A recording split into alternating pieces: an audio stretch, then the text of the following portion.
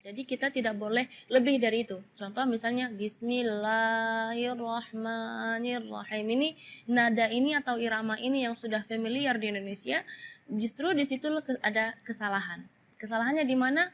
Bismillahirrahmanirrahim. Assalamualaikum warahmatullahi wabarakatuh. Perkenalkan nama saya Nabila Abdurrahim Bayan. Mungkin sudah tidak asing lagi ya, alhamdulillah. Mudah-mudahan di pertemuan kali ini kita bisa menjelaskan sedikit tentang surat Al-Fatihah, di mana surat Al-Fatihah itu penting sekali, adalah salah satu rukun sholat. Di pertemuan kali ini Kak Nabila akan sedikit menjelaskan kesalahan-kesalahan yang sering terjadi ketika saat kita membaca surat Al-Fatihah. Gini ya, setiap orang memang beda-beda, yang bagusnya ada kelebihannya, memang ada kekurangannya. Tapi dalam melafalkan huruf-huruf Al-Quran seharusnya kita 100% seperti bagaimana Rasulullah Shallallahu Alaihi Wasallam membaca. Kalau kita lihat di surat Al-Fatihah, Kak Nabila akan membaca sedikit ya surat Al-Fatihah, nanti satu persatu ayat kita akan merincikan kesalahan yang sering terjadi ketika melafalkan ayat-ayat atau huruf-huruf di surat Al-Fatihah. A'udzu billahi minasy syaithanir rajim. Bismillahirrahmanirrahim. Alhamdulillahi rabbil alamin. Ar-Rahmanir Rahim. Maliki yaumiddin. Iyyaka na'budu wa iyyaka nasta'in. Ihdinas siratal mustaqim. صراط الذين أنعمت عليهم غير المغضوب عليهم ولا الضالين. Amin. Kita mulai dari ayat pertama, mungkin dari basmalah dulu ya. Bismillahirrahmanirrahim.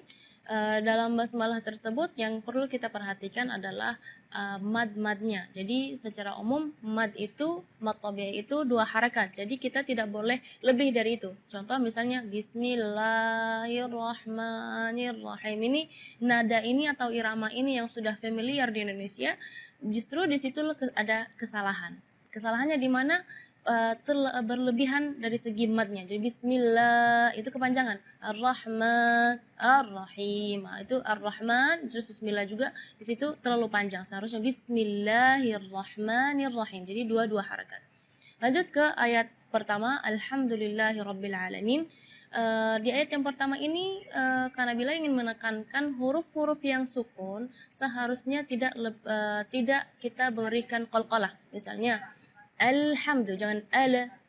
Nah, di situ seringkali karena bila melihat huruf-huruf yang seharusnya sukun, yang tidak ada qalqalahnya, malah diberi qalqalah atau dipaksa untuk dia memberi harakat. Jadi alhamdu. Contoh juga di ayat nanti yang ayat 6 ya kalau nggak salah, ana siratal ladzina an'amta. Itu sering kali huruf-huruf lam, nun atau ama ya, itu tidak boleh menggetarkan atau diberi qalqalah, karena huruf qalqalah ada 5, qaf, ta, ba, jim, dal ya. Selain 5 huruf tersebut maka tidak boleh kita qalqalah ya. Jadi alhamdulillahi rabbil alamin. Terus ayat berikutnya Ar-Rahmanir Rahim, sama seperti surat di basmalah tadi, tidak boleh lebih madnya dari 2 harakat. Ar-Rahmanir Rahim itu tidak boleh. Ar-Rahmanir Rahim. Terus yang berikutnya Maliki Yaumiddin, biasanya di ayat tersebut tidak ada salah, tapi Kak Nabila di sini ingin menekankan kasroh di kalimat Maliki. Nah, itu kadang-kadang ketinggalan karena pengen buru-buru saat membaca Al-Fatihah dalam sholat, jadi Maliki Yaumiddin, kedengarannya sukun. Maka ketika kita membaca Maliki, kita perhatikan kaf kasroh di huruf kaf, harus kasroh yang sempurna. Maliki Yaumiddin. Terus Iyyaka na'budu wa iyyaka nasta'in. Di sini adalah tasydid di huruf ya di kalimat iyyaka, maupun yang pertama ataupun yang kedua, karena salah satu ulama mengatakan kalau seandainya satu tasydid pun dalam surat Al-Fatihah ketinggalan, itu maka bacaan Fatihahnya tidak sah, berarti sholat kita juga tidak sah. Jadi kita perlu di sini menekankan tasydidnya pun harus kita perhatikan. Sampai subhanallah ulama menghitung tasydid dalam surat Al-Fatihah itu adalah 14 tasydid dalam surat Al-Fatihah. Iyyaka, jadi tekanan iya dengan iyaka. Kalau iyaka berarti tidak ada tasydidnya. Jadi iyyaka na'budu wa iyyaka nasta'in. Setelahnya adalah ayat ihdinas siratal mustaqim.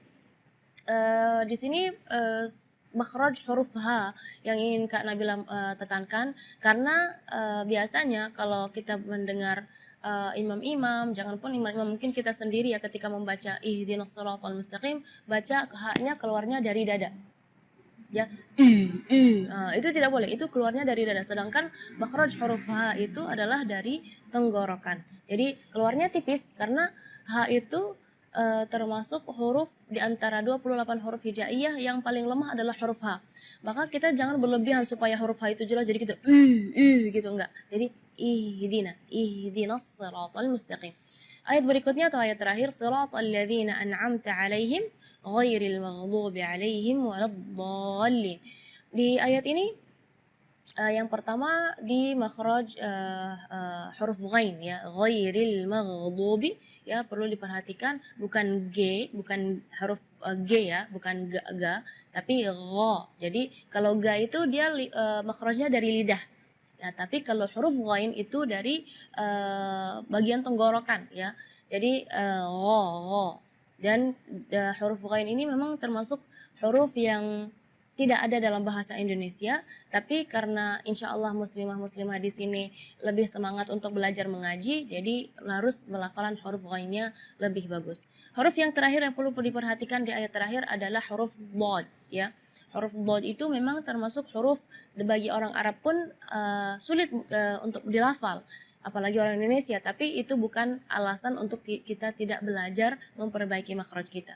Walad do ya, huruf dot itu keluarnya dari pinggir lidah maupun yang kanan ataupun yang kiri atau dua-duanya. Dan memang ada yang mengatakan bahwa Rasulullah Shallallahu Alaihi Wasallam satu-satunya yang bisa melafalkan huruf dot dengan baik. Itu bukan berarti kita tidak bisa, maka kita harus berusaha ya untuk melafalan kita, huruf-huruf kita sama seperti Rasulullah Shallallahu Alaihi Wasallam.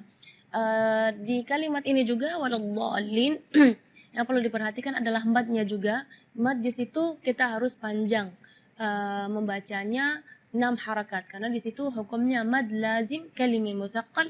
Jadi membacanya waladdallin 6 harakat. Terus setelah waladhdallin di situ ada huruf lam yang ada di atasnya ada tasydid.